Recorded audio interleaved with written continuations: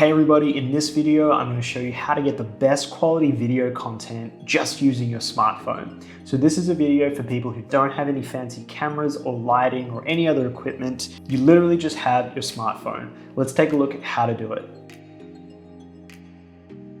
Now, quick disclaimer, the best way to increase the quality of your content is to purchase a camera. If you get some extra equipment, it's going to make everything way better. But let's just focus on if you just have your smartphone.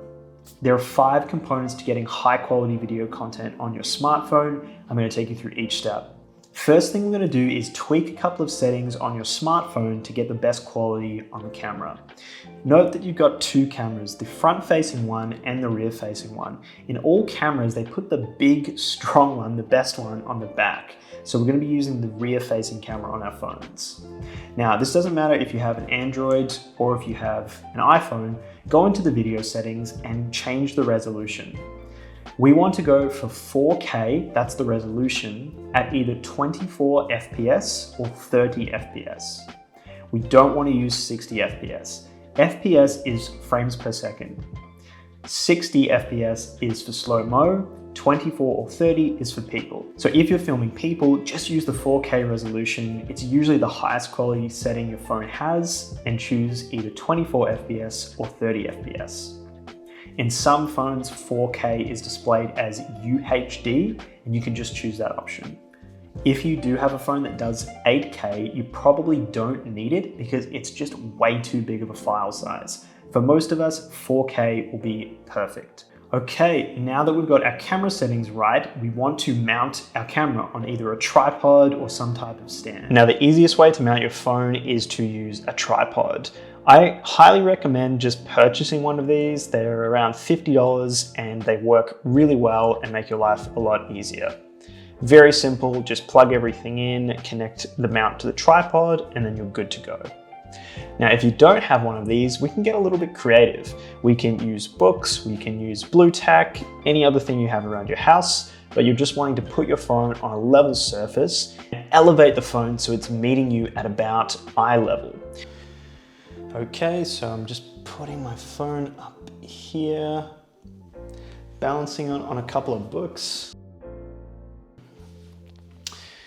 And we're good to go. Sometimes it's okay to do like a handheld holding the phone type of thing, but for the purposes of this, let's just nail our core setup, our mounted setup, and then we can experiment with some different styles of shooting.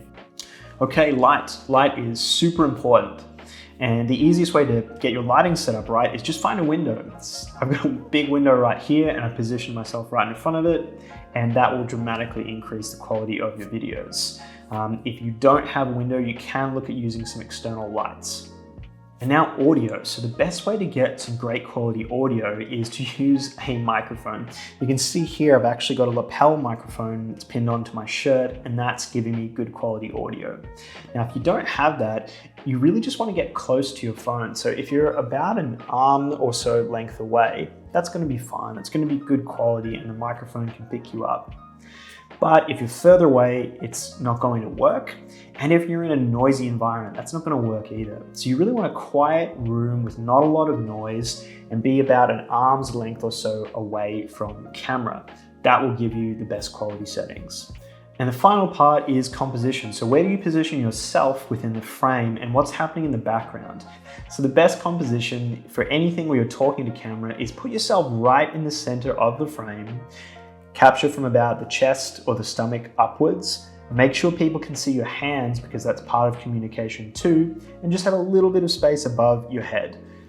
That will be a great composition. You can see an example here of me recording on my main DSLR camera and then also switching to my smartphone up here. And you can see, great quality coming here just from your smartphone.